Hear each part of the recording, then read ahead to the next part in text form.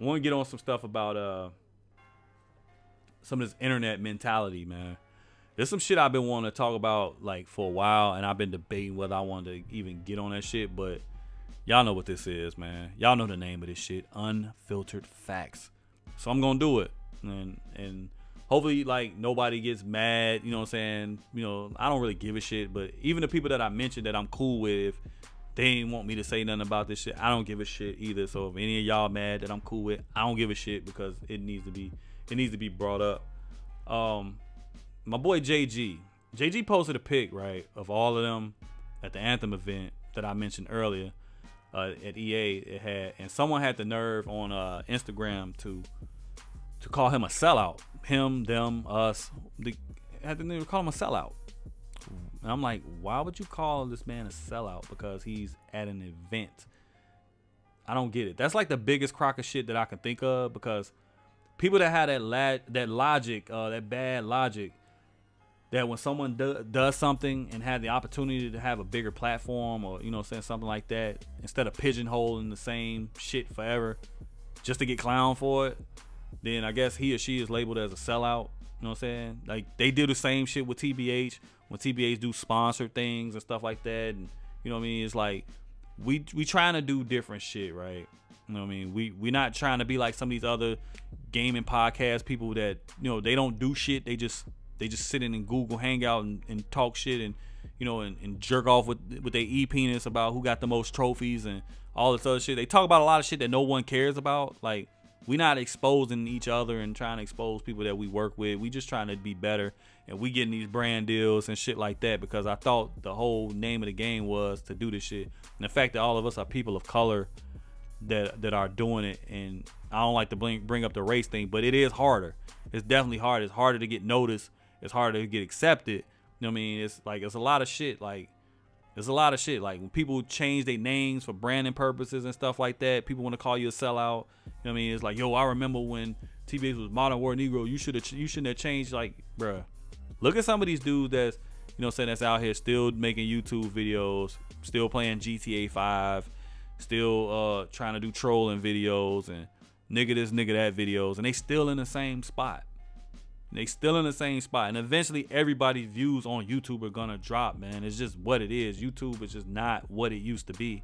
So instead of us pigeonholing and shit, we kind of like taking another lane and doing other things. And the fact that we're like coupling up with some of these brands and shit like that, embrace that shit, because that can be good for something that you may want to do in the future. And you can be like, yo, GI doing this shit, man. Maybe I can do this shit now. So a lot of people, for people to have that mentality to think that, you know, oh, you a fool because y'all trying to better yourselves. Basically what you saying is we stupid for trying to better ourselves. I don't get it. The shit is corny.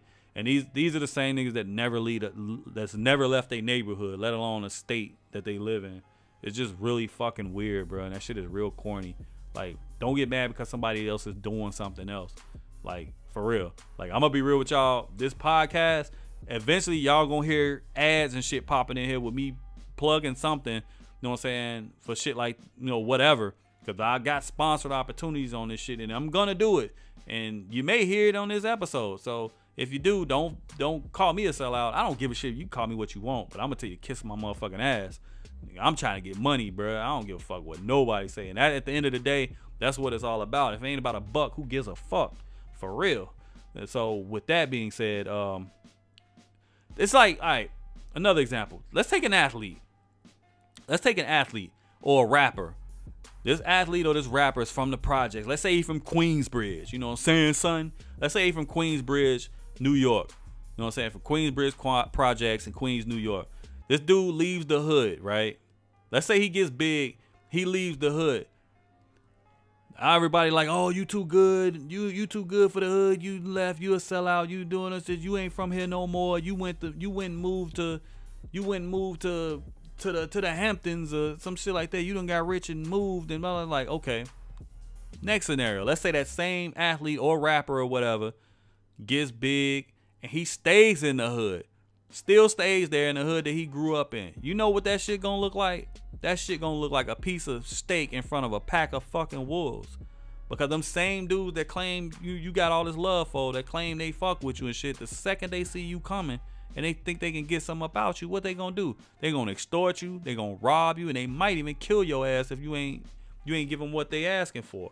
So that whole mentality about people, you know, trying to better themselves, man, that shit is fucking corny. Because if you stay, you damned if you do it, you damned if you don't.